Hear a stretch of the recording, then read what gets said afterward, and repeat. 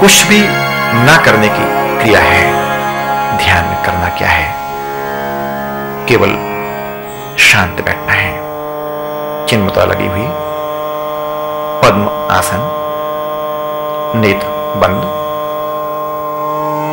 और मन को माथे के बीच में केंद्रित करते हुए एक ऊर्जा की चक्रवात को आप महसूस करें। हम शिवोहम शिवोहम शिवोहम शिवोहम शिवोहम शिवोहम शिवोहम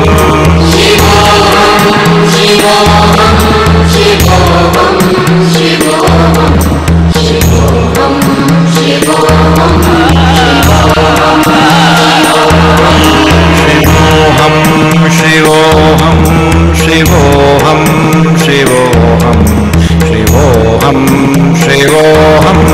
शिवोहम शिवोहम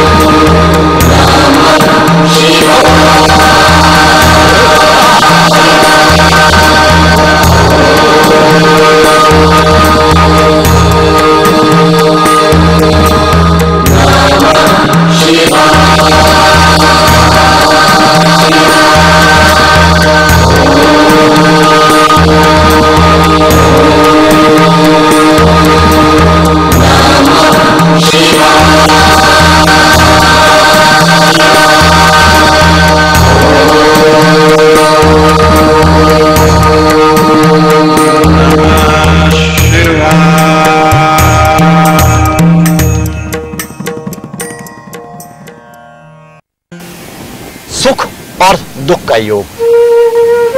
सुख क्या है और दुख क्या है? मन जो है वह सुख की अनुभूति करता है और मन ही जो है दुख की अनुभूति करता है। और हमारी इंद्रियां जो हैं, हमारी 10 इंद्रियां जो हैं, 10 इंद्रियां जो हैं, वह उसको फील करती हैं, उसको अनुभव करती हैं।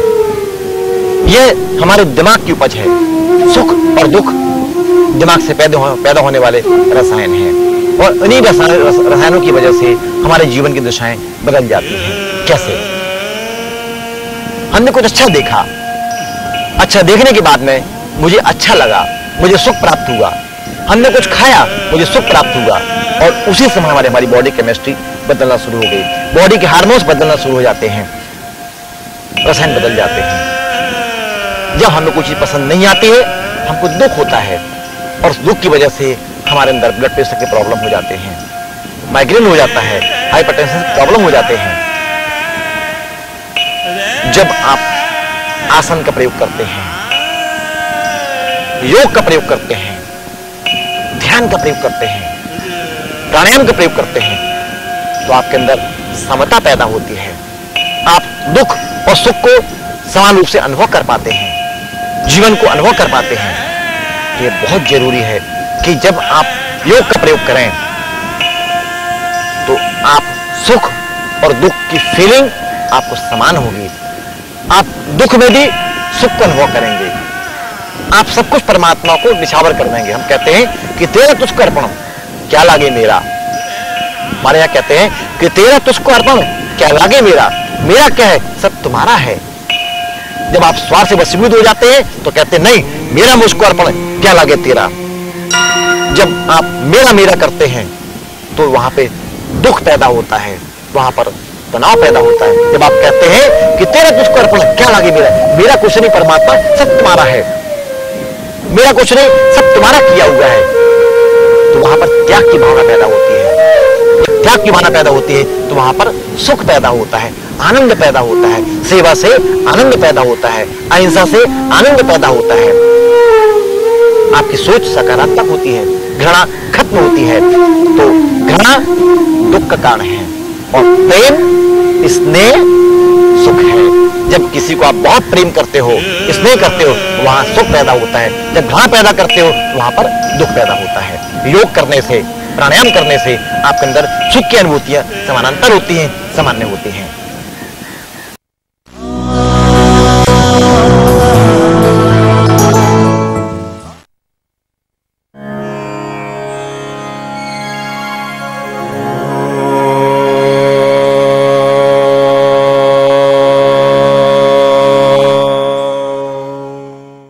बद्ध पद्मासना भगवान शिव का सबसे प्रिय आसन है। बद्ध पद्मासन यानी बद्ध मतलब बांधना, अपने आप को बांधना। पहली बात, कुंडलिनी शक्ति को जागृत करने के लिए, ब्रह्म शक्ति को जागृत करने के लिए यह मुद्रा बहुत लाभकारी है। पद्मासन या कमलासन लगा हुआ, दोनों हाथ के तेलियों से क्रॉस करते पीछे की तरफ, राइट हैंड से राइट, लेफ्ट से लेफ्ट पकड़ने का अभ्यास करते हैं बद्ध पद्मासन में।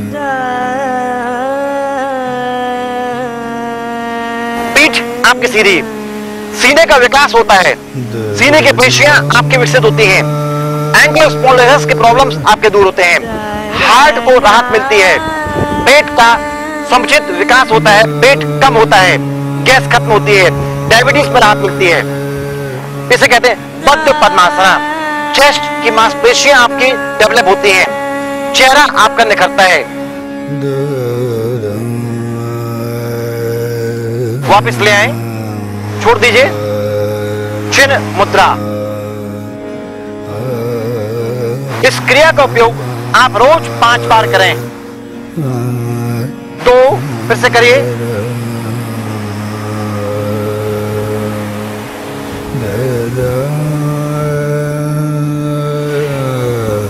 इसको पकड़ने का अभ्यास करिए। पीठ आपकी सीधी, आंख आपकी बंद। अब इसमें आप जालंधर बंद लगा सकते हैं। चिन्ह को कॉलर बोन में लॉक कर दीजिए, जालंधर बंद। बद्ध पद्मासन में जालंधर बंद कर सकते हैं, लेकिन सर्वाइकल पेन के मरीज इस क्रिया को ना करें। गर्दन वापस लाइए, सांस को सामान्य कर दें, हाथ वापस ले आइए, क्रिया समाप्त।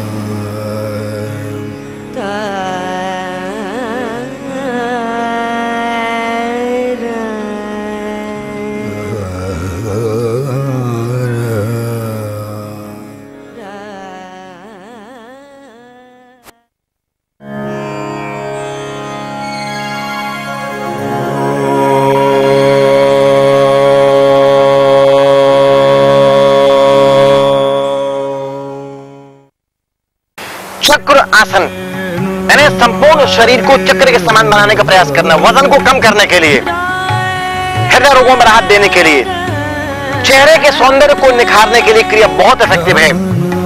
एंटी एजिंग आसन माना जाता है। बुढ़ापा आपका दूर होता है, कमर आपकी नहीं झुकेगी, पीठ आपकी सीधी रहेगी, सीने का विकास होगा। पीठ के बल आप लेट जाएं, चक्र आसन।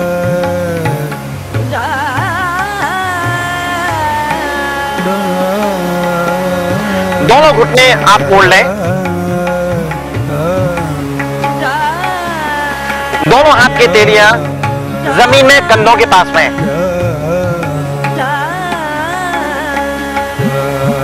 हल्का सा कंधों पर जोर दीजिए, सिर को ऊपर उठाइए और सिर को जमीन में लगाइए, जरके देते हुए सांस लेते ऊपर उठाएं। एक, पीठ के भार को उठाने का अभ्यास करिए, सीने का विकास होगा। सांस छोड़ते वापस लाइए, धीरे से नीचे लाएं।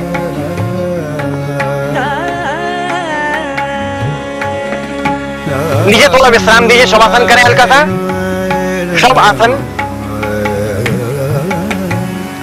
थोड़ा शवासन करें, सांस को पहले सामान्य कर लीजिए। वजन कम करने के लिए इस आसन में कम से कम 1 मिनट रुकना चाहिए और इसको वजन कम करने के लिए 5 बार करना चाहिए। हृदय रोग कभी भी आपको नहीं होगा, बुढ़ापा आपको छू नहीं पाएगा, त्वचा आपकी निखरेगी। बच्चों की ऊंचाई को बढ़ाने के लिए क्रिया बहुत लाभकारी है। मानसिक विकास को करने के लिए, मस्तिष्क को तेज करने के लिए, स्मृति को बढ़ाने के लिए चक्रासन क्रिया बहुत गुणकारी है। सेकंड राउंड, दोनों घुटने मोड़िए और पूरी श्वास को अंदर भरकर जमीन पर दबाव देकर कंधे को ऊपर खींचने का अभ्यास करें। श्वास लेते हुए एक, ऊपर उठिए, दोनों हाथ को सीधा करने का अभ्यास करिए। इसमें आप कमर को ऊपर रोक के रखिए। धीरे धीरे वापस आइए।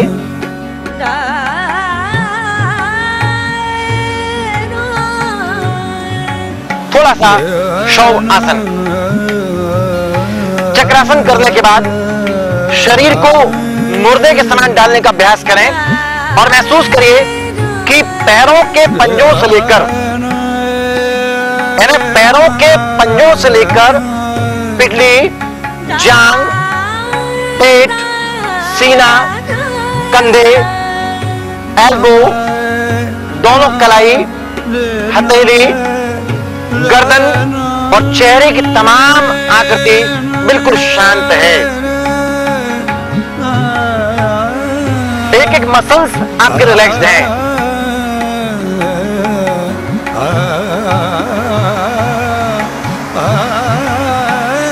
शरीर को मुर्दे के समान जमीन में पड़े रहने दीजिए। अब धीरे से आप चेतना को प्राप्त हो, करवट लेकर बैठ जाइए, पद्म आसन। याद रखें, प्रत्येक आसन के विपरीत आसन करना चाहिए। यदि एक बार आप सामने झुक रहे हैं, फिर आपको पीछे आना है। राइट साइड है तो लेफ्ट साइड टर्न करना है। पीठ आपकी सीधी, चिन मुद्रा, नेत्र आपके बंद। मन को श्वास पर केंद्रित करें अगले आसन की तैयारी करने के पहले।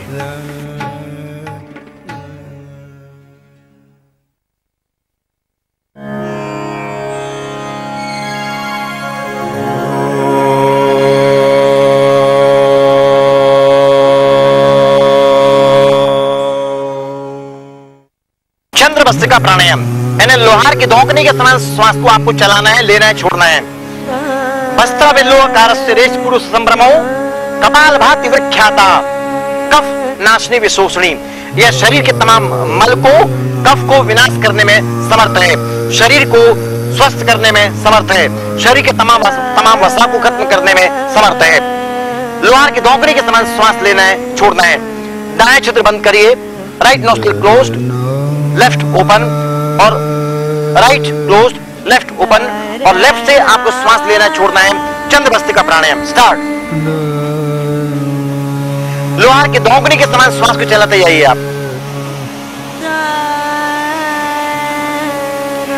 इसमें चेस्ट की मसल्स एक्सपेंड होंगी, पेट अंदर बाहर होगा। कुंभक, श्वास को लेकर अंदर रोकना है और जालंधर बंद लगाना है।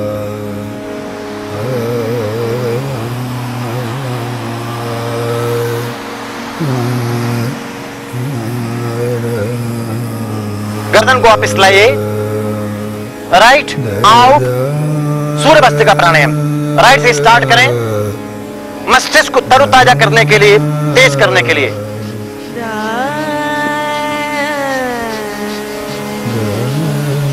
लोहार की धोकनी के समान श्वास चलने दीजिए। भस्त्रा बिल्लोकारस्य रेश पुरुष संभ्रमो, श्वास को तेज लेना है और तेज छोड़ना है।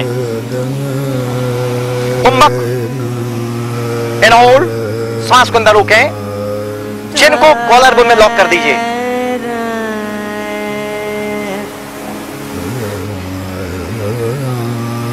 गर्दन वापस लाइए, श्वास को सामान्य कर दें, हाथ नीचे ले आइए। डायबिटीज के मरीज के लिए क्रिया बहुत इफेक्टिव है। निफ्रॉन्स के प्रॉब्लम को दूर करने के लिए क्रिया बहुत इफेक्टिव है। किडनीज के मरीज के लिए पेट आपका बढ़िया साफ होता है, वजन में कमी आती है, चेहरा आपका तेजोमय कांतिमय होता है, मस्तिष्क का विकास होता है। बच्चों के कंसंट्रेशन बढ़ाने के लिए, मेमोरी बढ़ाने के लिए प्राणायाम की क्रिया बहुत लाभकारी है। लेकिन बच्चों की आयु 10 साल के ऊपर होना चाहिए, तब प्राणायाम के लिए फायदेमंद होता है।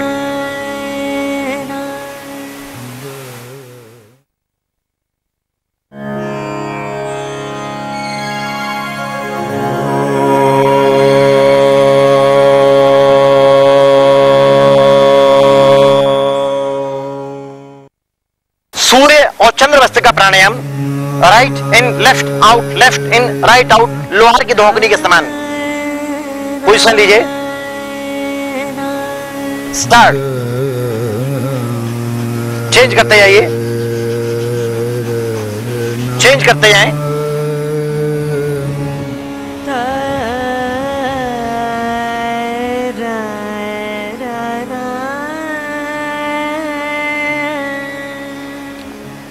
श्वास का फोर्स बढ़ाइए। कुंभक, श्वास कुंडली के रोकें, जल अंदर बंद।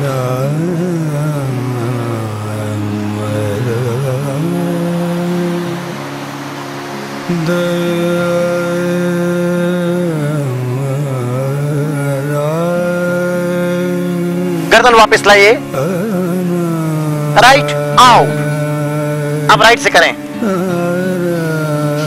Right left, right left.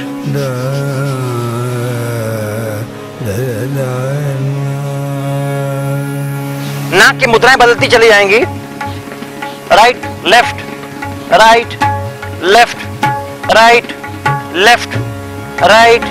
इस प्रकार आपको 2-3 बार एक नाक से श्वास लेना छोड़ना है। कुंभक यानी श्वास को अंदर रोक रहे हैं, जाल अंदर बंद।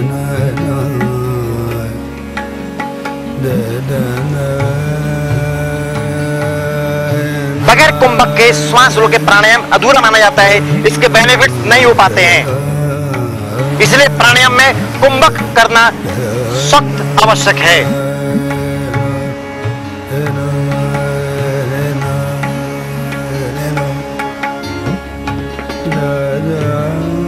गर्दन वापस लाइए, हाथ नीचे ले आए। प्राणापान समय योगा, प्राणायाम इतिरितो, प्राणायाम इति प्रोक्तो, पूरक रेचक कुंभक है।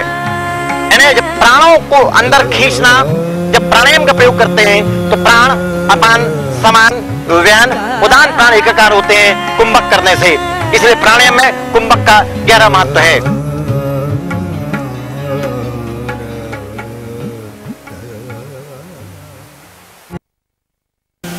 सुख और दुख एक सिक्के के 2 पहलू हैं। उन 2 पहलुओं को आपको स्वीकार करना ही पड़ेगा।